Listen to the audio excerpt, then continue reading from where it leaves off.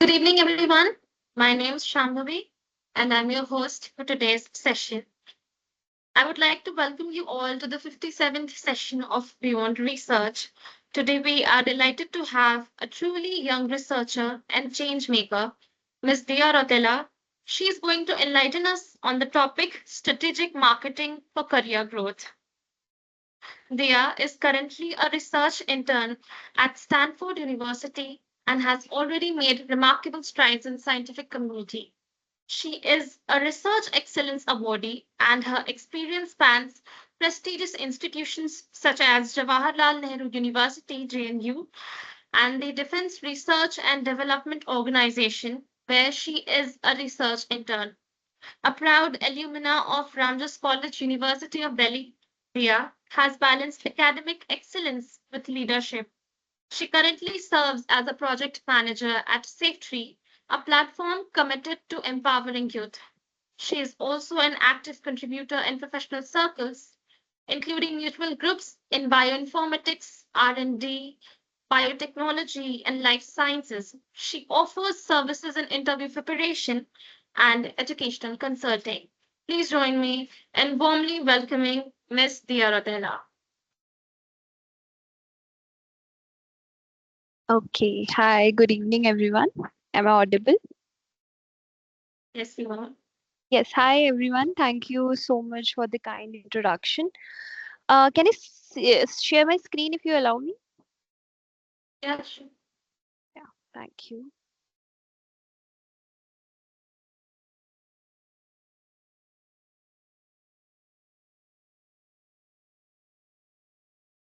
Okay. I hope my screen is visible.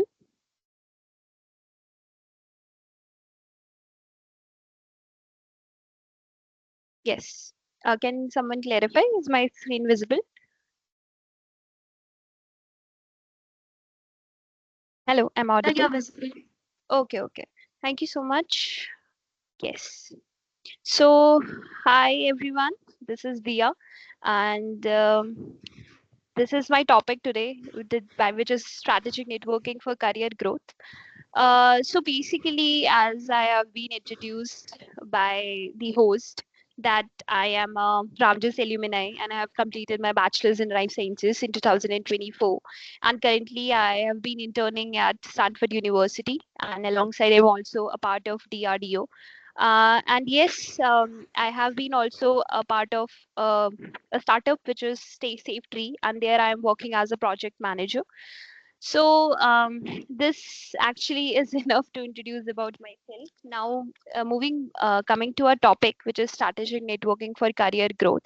So basically, today actually I am going to tell you what actually networking is. Actually, just not networking, what strategic networking is. So this is how we are going to talk about that. Who you should talk to when you are going to network to people about your domain, or how you can contribute to your research work in a long run, and how knowing how to talk to them, and knowing why it matters for your long term growth. So actually, in a world where so many of us have similar degrees, so many similar skills and interests, so what sets us apart is access. So access to mentors, opportunities and conversations, and that aren't actually there in job portals or on public websites. So that access through networking comes through networking actually, but to make it work for your career, it has to be strategic, it has to be intentional, thoughtful and goal driven. Okay. How to increase your visibility? This is the very first stance of our topic. How you can actually increase your visibility is finding those hidden opportunities. I hope you have heard the word about cryptic.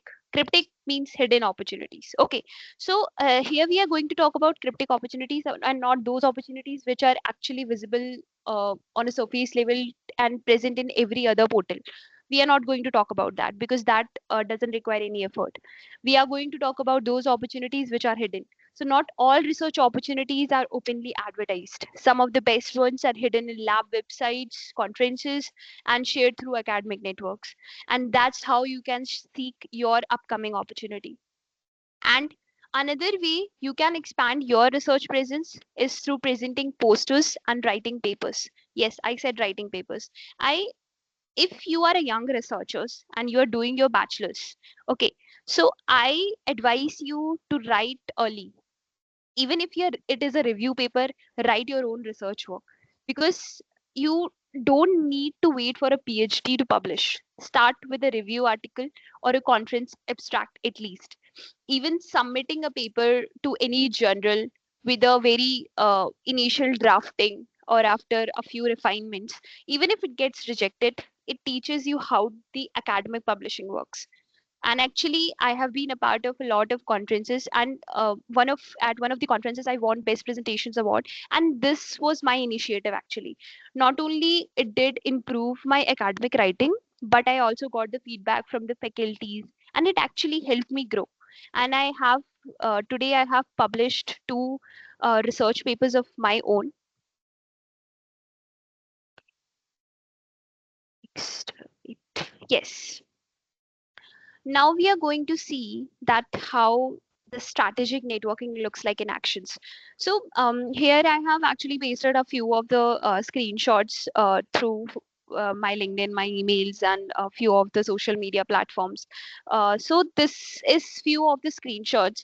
Some messages resulted in actual internship offers. These are some of the messages which I have forwarded to some of the scientists, renowned scientists, and the renowned professors. And as a result of these messages, I got reply. So these are not some oriented messages, but these are a kind of messages which are cold, which haven't been there in the schedule, but it has to be cold. Like it is a kind of a cold messages which I want to do for connections, and which I wanted to do for connection request and for any kind of internship opportunities those scientists or those researchers have. So some messages result in actual internship offers, like the one I got from Stanford Lab. So that actually was from a very cold outreach, and there are some messages which actually didn't lead a position to me, but they led me towards a connection, a feedback, or sometimes even a future collaborations.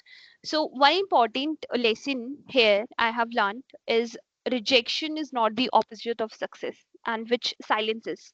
So actually don't be discouraged by low response rates. One thoughtful message can actually change everything.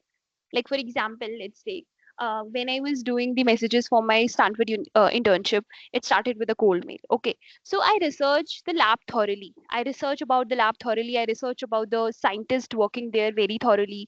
I know that the work they are doing, I want to do that work. So it connected me with their background, and politely I expressed my willingness to contribute. And to be honest, out of 50 mails I sent that month, only two replied, and one was not a very persuasive one, but one actually changed my path, and that was the Stanford one. So similarly on LinkedIn, I guess you can just have a very short and intentional message, something like, "Hi, doctor. This is Diya, and I'm a life sciences graduate and very much interested in this particular kind of work. And I would love to know if there's any scope or to assist or contribute in any way." Because actually, that is not only about how you form a message, because you have to be straight. They don't have time to read your long draft message. So you have to be straight, like, "This is this, my name is this, and I have done this, and this is how I can contribute to your lab, and how you can benefit, and how your their lab can benefit you." So this is how you can straightforwardly actually message the particular person. And building your LinkedIn presence is actually very important in today's days, because now if you allow me, you I can walk you all to go through one of the very fruitful and impactful result of such networking. Like, cold messages are very effective when your profile supports your story. Like, actually, I tried optimizing my LinkedIn, and I gave my LinkedIn a very clear headline. I started doing actively posting, and I started updating my followers about the relevant internships and research presentations and achievements. So I posted them frequently on LinkedIn, and that's when I noticed there's something very interesting started happening. Like, instead of me only reaching out to people, I also started begin receiving messages, like offers, like attending a guest talk and joining research discussions, and even mentor juniors. So my advice is use LinkedIn as a dynamic CV plus visibility tool. And it's not just about showing off, but about showing up. Because I have been at a very because I myself have been in a position where I started thinking about, okay, am I showing off a lot? Like, I should not do that. But I don't think like that anymore, because I think it's about showing up for yourself. So to achieve any job or to any internship, it is only about to getting noticed, and it is about to get noticed before your peers and before others. And very important thing is, you not just about being it is not just about being visible, it's about being visible to the right people. So all these people who are working in my field, I tried searching about them, I read their work, I connected via social media, I approached them, and after that I tried making an effective conversation from my end, and it has to be impactful. So it to make the most of our conversations, you need yourself to get noticed. Okay, next is icebreaker. Now, so far we have like discussed that how you can reach out to people via LinkedIn. Now, how you can reach out to people in any other way, like, let's say in person. Beyond cold messaging, the next level of networking happens in person, or at least in real life settings like conferences, workshops, or symposiums. So these are all I can say as a icebreaker environments. You are actually no longer a name in your inbox, but you are a face. You can ask your question. You can share your idea to to a person physically. So every event is a chance to actually do three things. First is reach out to people. Second is get noticed. And third is put forward your ideas. So first is introduce yourself. Like, try asking questions during sessions and actually go prepared. Maybe you can just present your poster, or maybe you can just contribute actively in a discussion. Maybe you can just have some topic prepared in your mind, and you can just go and ask the researchers who is particularly interested in in the similar field. So don't hesitate, I can say, don't hesitate to ask your question, to discuss your interest, and to share those ideas you have for that particular domain. Because curiosity is actually l- can actually lead to collaboration. And personally, attending these events like conferences, workshops, it actually help people build academic presence and confidence. And in fact, some connections I made at these conferences, it ended up offering me collaboration invites and paper reviews as well. So in conference presentations or workshops, speakers sometimes casually mention needing assistance on upcoming work, and that's how I got my AIMS Bhubaneswar opportunity actually. While reading about a conference speakers project, I followed up after the talk, and I actually expressed interest, and that led to an informal internship offer. So that's how you get an opportunity. In a blink, you can just have a opportunity you have been seeking for a month or a two. So this is how things work out. Yes. Now, so far we have actually discussed that how you can approach professionals via cold outreach, and how you can just build a strong LinkedIn presence, and how you can introduce that role of resource active events and active networking. Now let's just say that how you can build your niche. Like, once you have decided to actively look for opportunities, what is the next step? The next step is clarity, and that starts with defining your niche. So actually, I often come across to these people who randomly started messaging to any professor, and they start applying to every internship out there, and that actually doesn't work.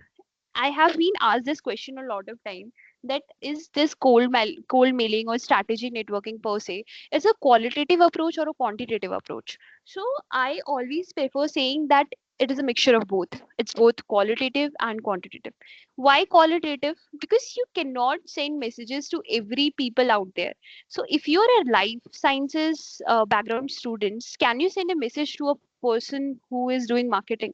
No, right? So you have to define your niche. If you are into bioinformatics, like I work on bioinformatics, so I will shortlist those professors or those scientists who are working in a similar domain.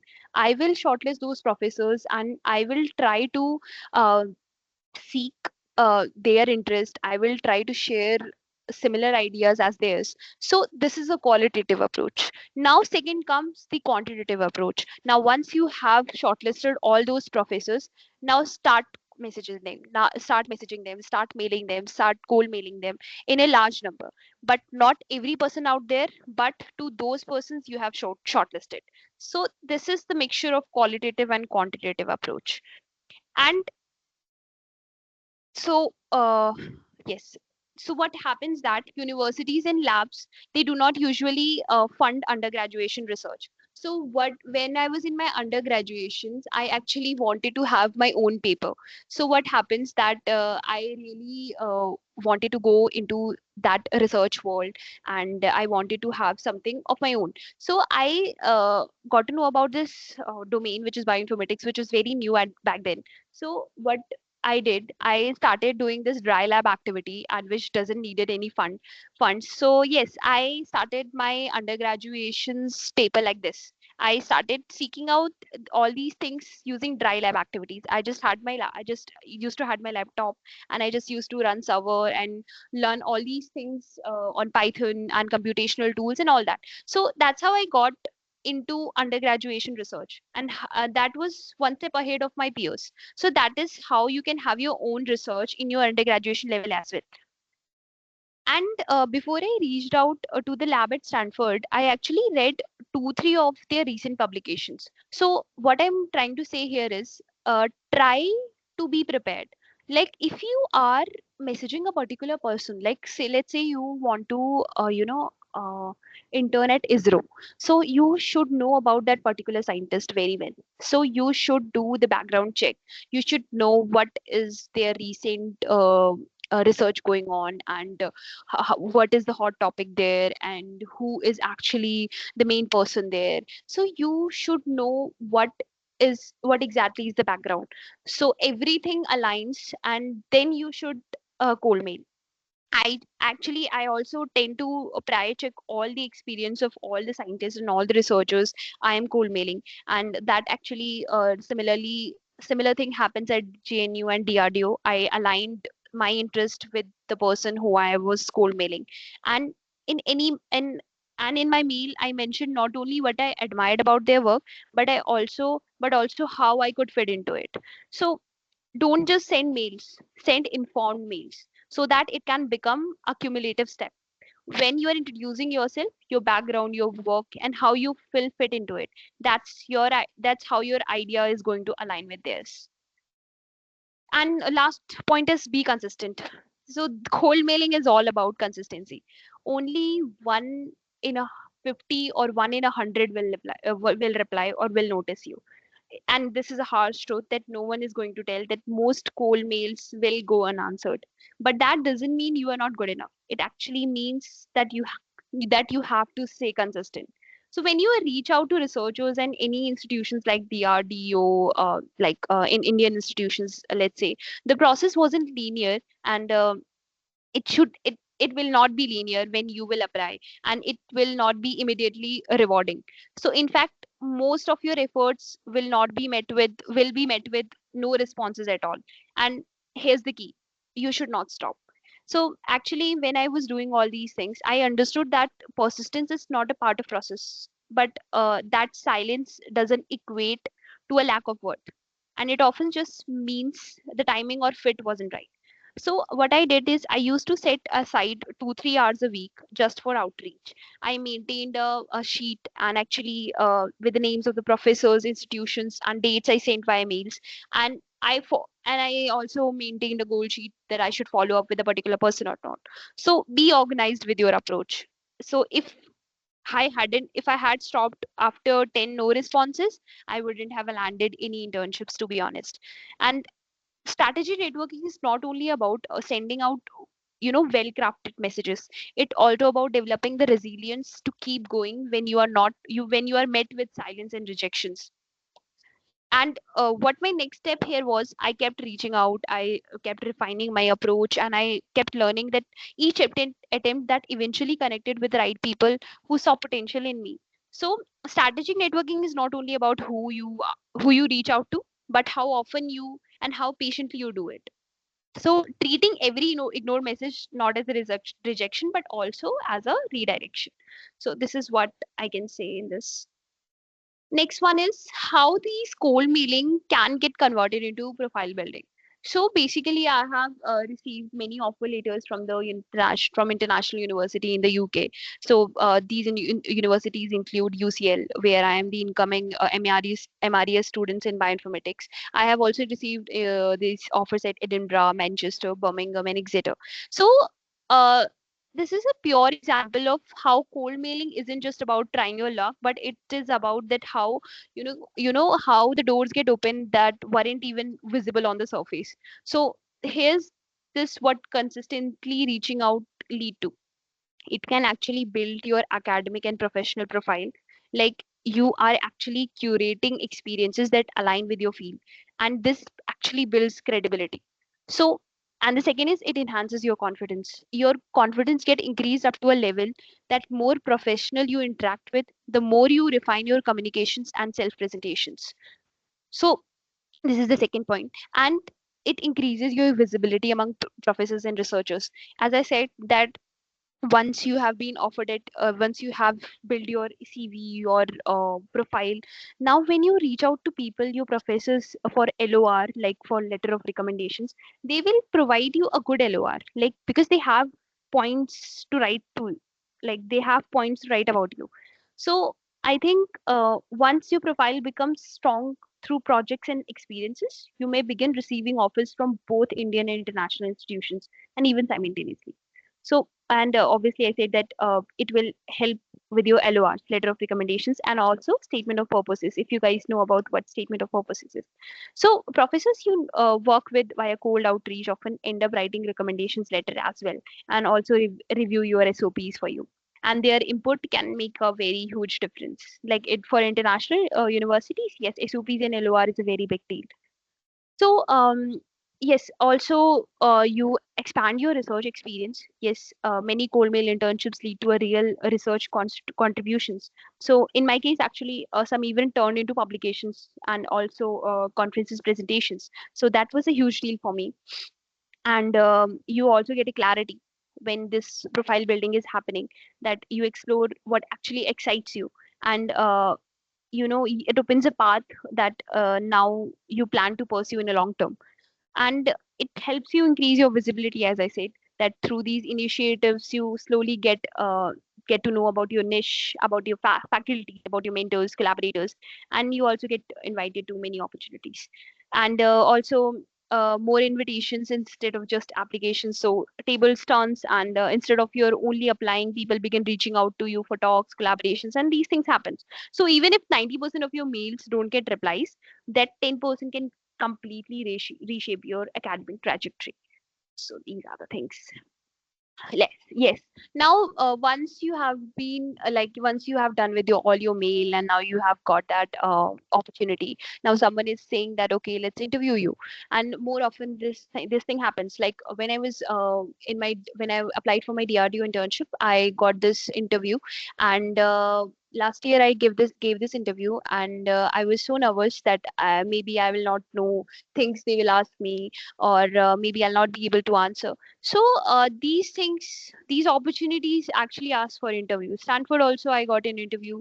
And I I am recently applying to various universities. So yes, I got an interview from Cambridge University as well. So yes, I got interviewed by Cambridge professors as well. So how these interview things works? So once you have landed this opportunity, most of them wants you to interview you for sure. Now let's say you finally get that one of yes from that cold mail. Okay, now you have got that professor's attentions. Now you have been shortlisted for an internship, or any university interview.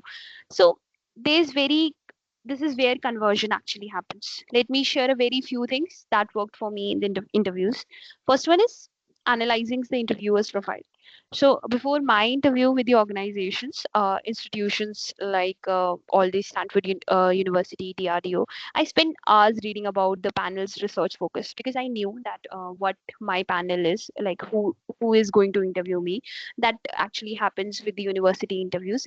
I already knew who is my panelist, and so I tried doing a background check, a quick background check. I tried reading their research papers. I tried to align my interest with theirs, so that I can redirect my answers during interview according to their interest. Okay, so when you understand that person's background, your responses gets more aligned and relevant, with their interest.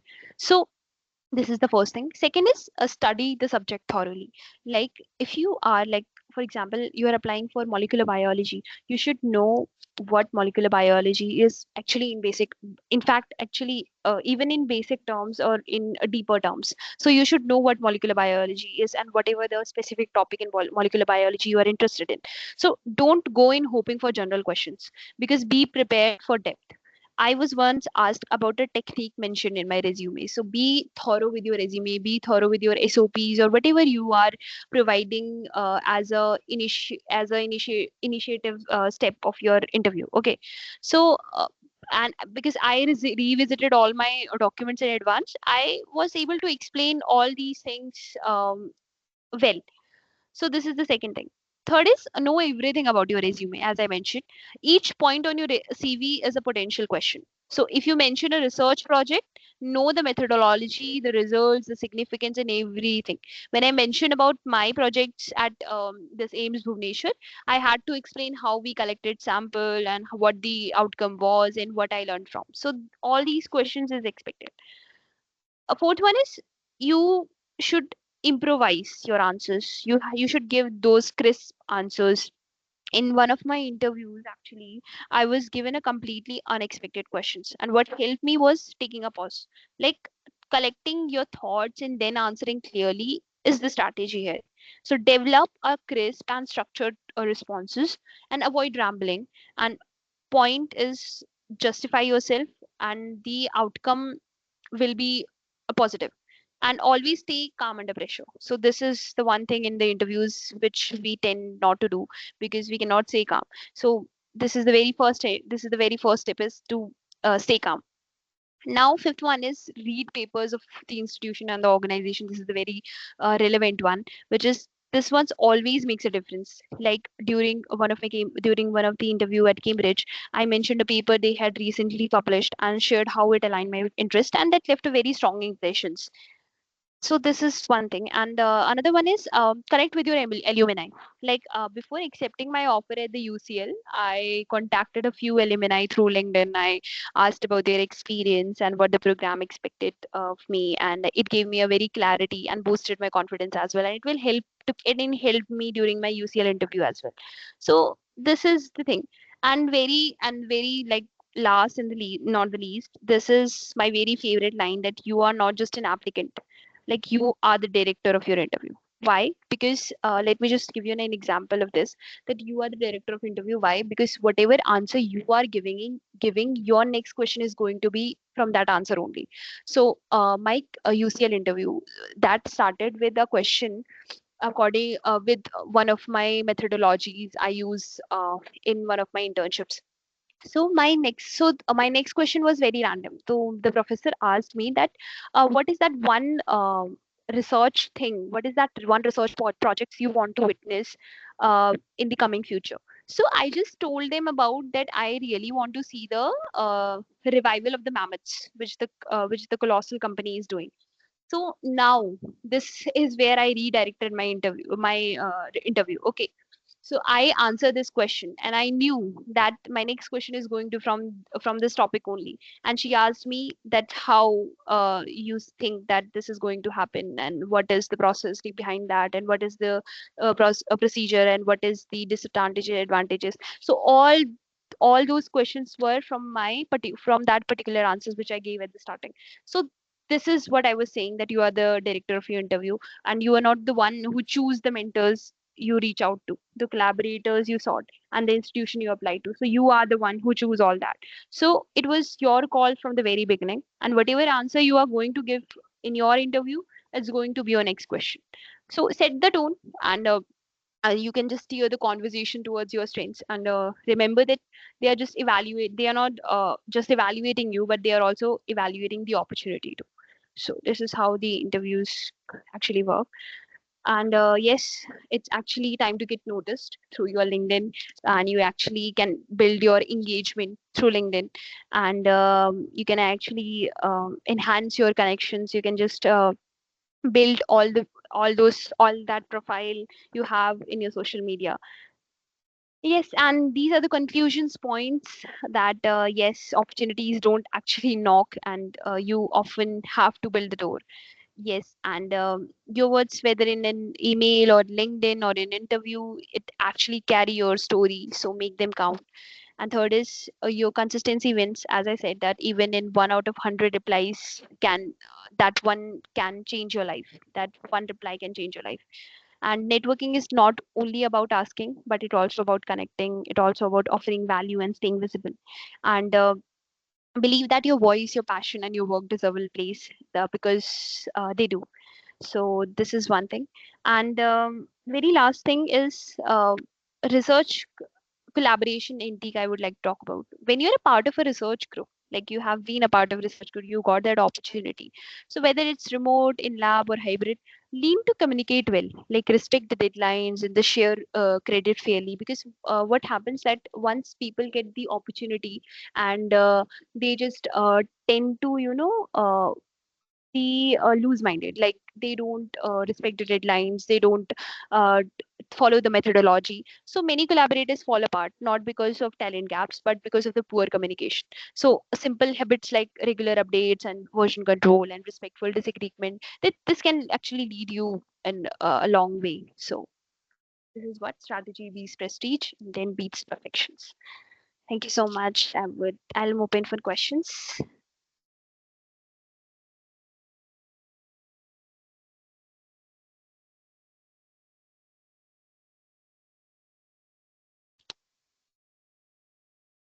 Yes. Does anyone have any question?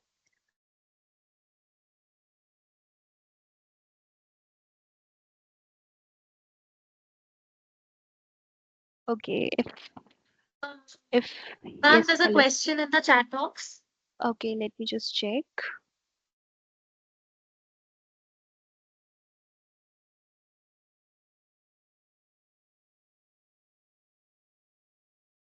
What about paid internship? Will it go for a paid position? Sorry, I didn't get it. Like, are you asking about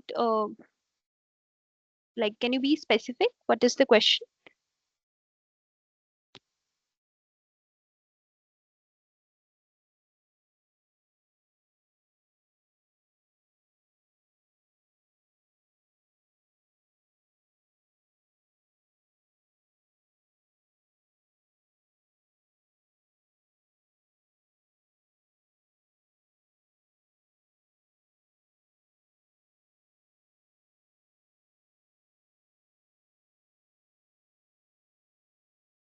Yeah, basically it depends. See, I actually think that unpaid internships are exploitations. So, but if you are at a very initial stage, at a very budding stage, I think as a student we can do unpaid internship. But once you are graduated, I don't think so. Paid unpaid internships are, we should fancy them. So I think unpaid internships are not something which I am up for. But yes, universities don't usually give you a paid role, because see, um, when I was a student, I either went for paid internship or an unpaid internship.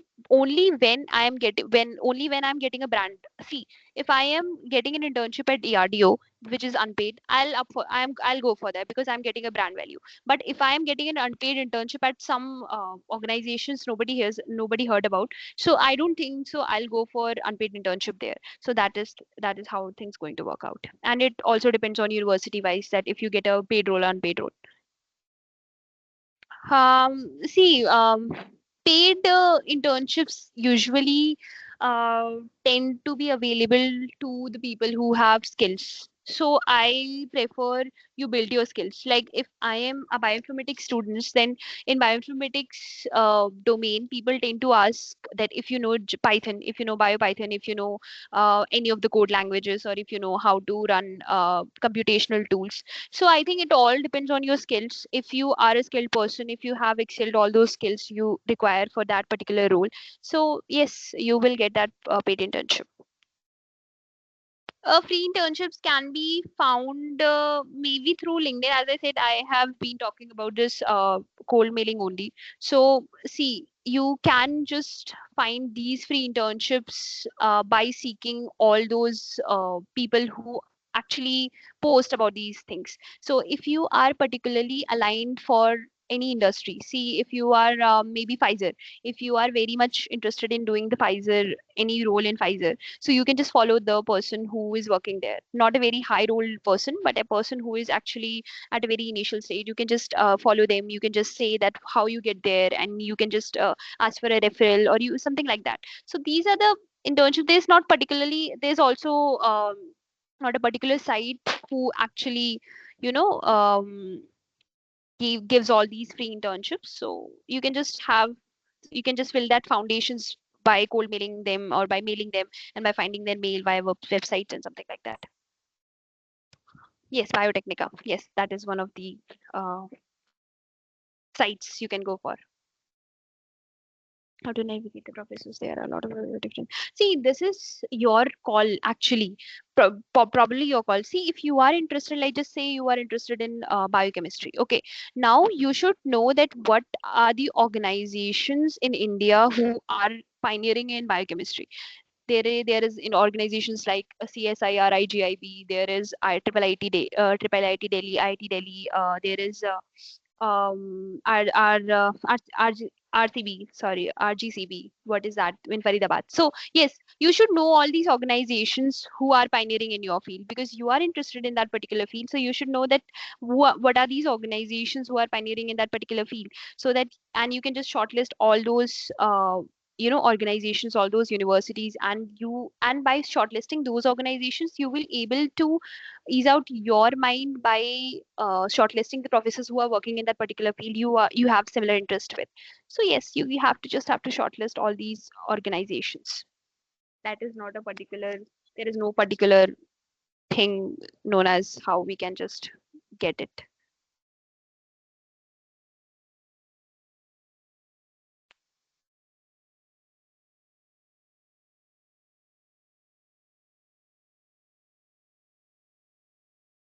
Yes, any more Hello, ma'am. questions? Yes, hi. Thank you for this amazing session. You told that we should have some written publications to stand out from the crowd, right? So I'm currently working on a review paper, but until then, can I use my blogging website as like proof for my written skills? Yes, obviously, you can use it. Like there is a platform which is known as Public Health Author Forum. So when I wasn't an author of a particular paper, so I was doing my blogging there. I was writing health articles there. So yes, that can also help you. You can just write down in your CV point that yes, these are the blogs I have written. You can also write blogs in Medium, in LinkedIn to engage more commutators, to engage more connections. So yes, obviously it will work out because obviously publishing paper is a very hectic task and it will take like uh, half a year or a year. So yes, until then you can just write all that articles you have. Okay, ma'am. How's Public Health Author Forum, which you told, is different from other platforms like Medium? You actually, this is a particular website, so they particularly focus on health forum only. Okay, but in Medium you have overall all these sectors like marketing, also there is psychology, there is health, so there are particularly all all the domains are aligned there in Medium and LinkedIn also. But in PHAF, which I have also been writing the articles there, but so this is particularly focused on health. So this can build your, kind of community outreach thing, that yes, she has been writing this article in this particular website who is contributing to health. So this is how it is different from the other websites. Okay, thank you, ma'am. Come.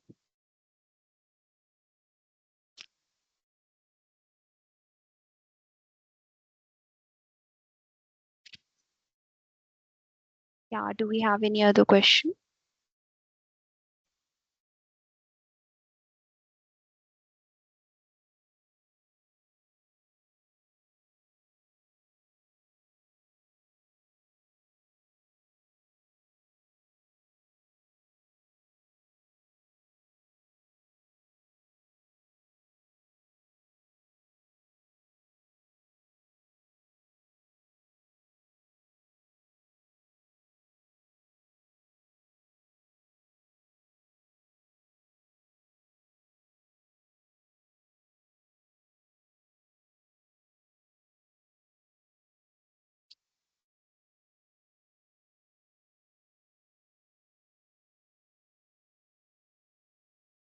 What did the university see in GPA, SOP, and all?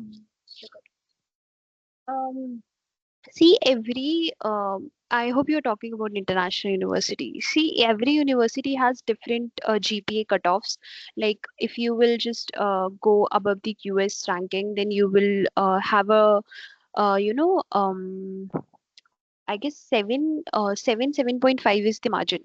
Like, you have to have the GPA above 7 to 7.5 if you want to get into Cambridge or UCL or something like that. But otherwise, all other universities have an average of 6 to 6.5 CGPA. So this is the margin for the CGPA.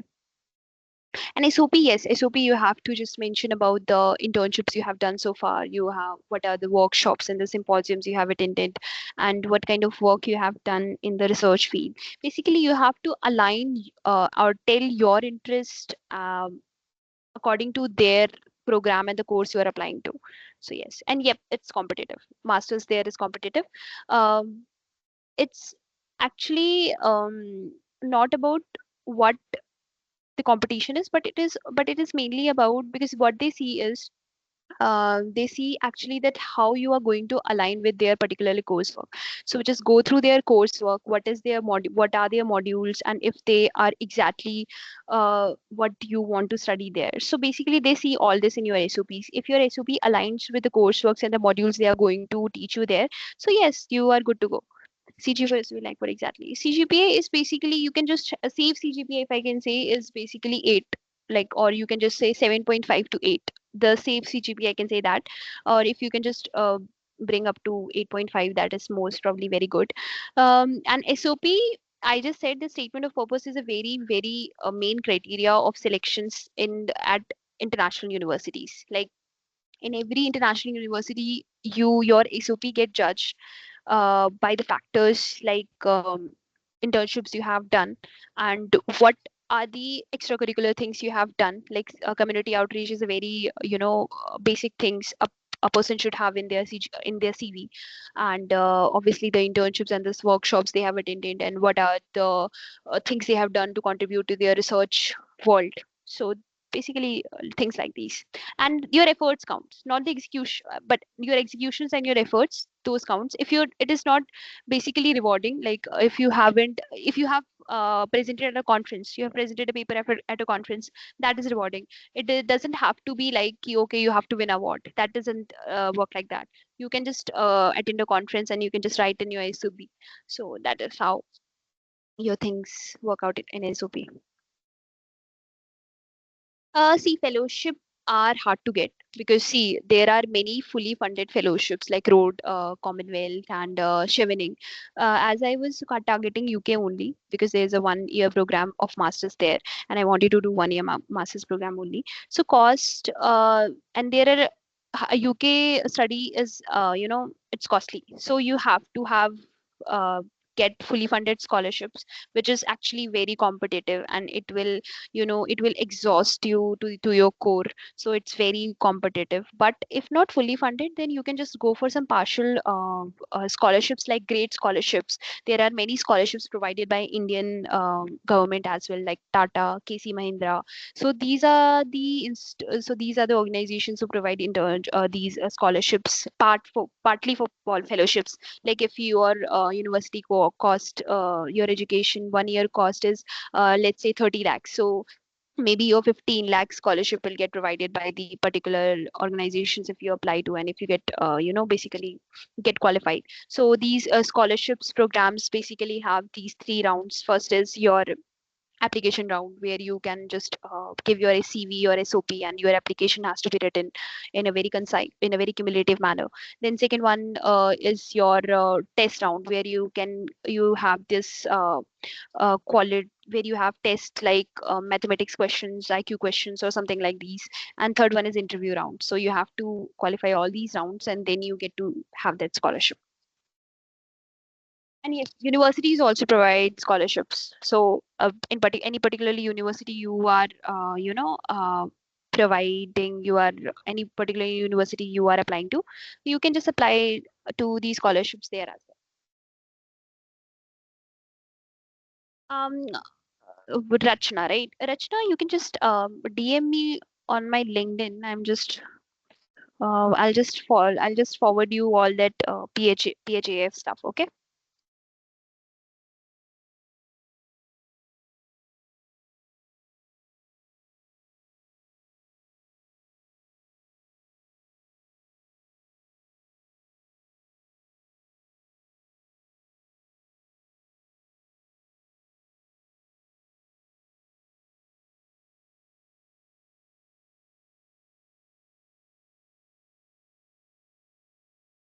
In India, summer internships, see, if you are a college student, then you might have heard about the summer internships at IIT Bombay, at ISERS, Pune, Kolkata.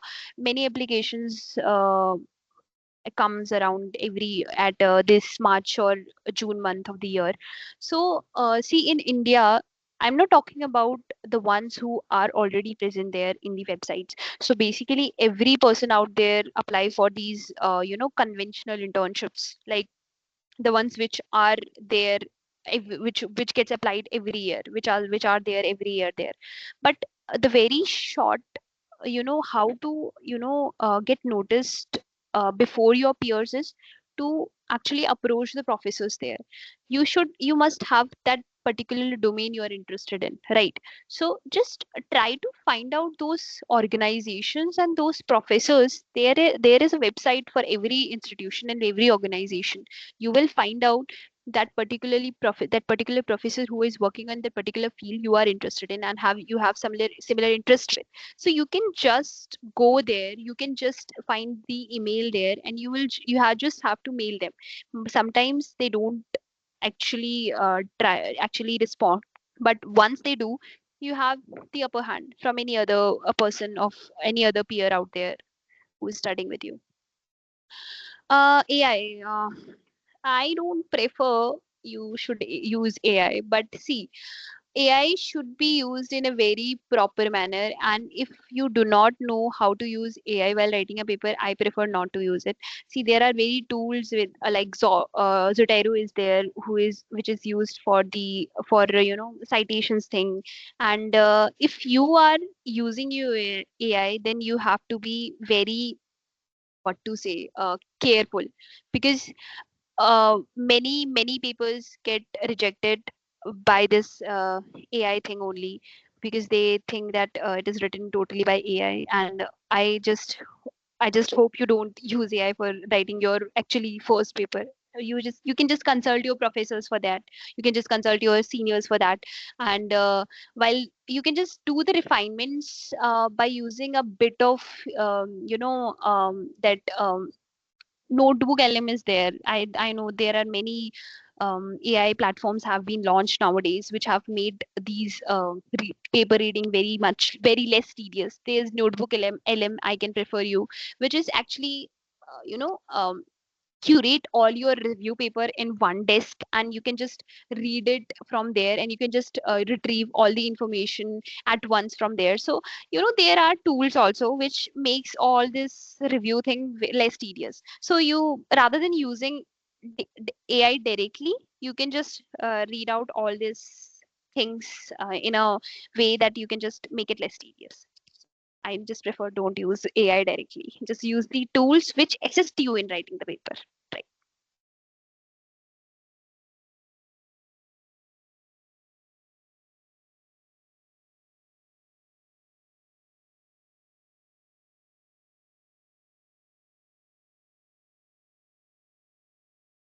Participants, if you have any questions, feel free to ask now.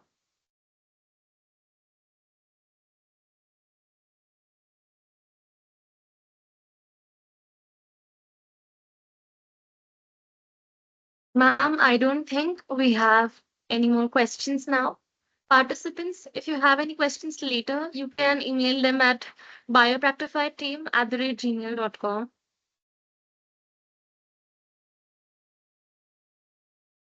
I would like to extend our sincere gratitude to Miss Diya Rautela for sharing the knowledge and insights with us. It was a very informative session. I thank everyone for giving their valuable time into this session. We'll see you in the next session. Thank you, everyone, for joining. Thank you so much. Thank you. You're most welcome.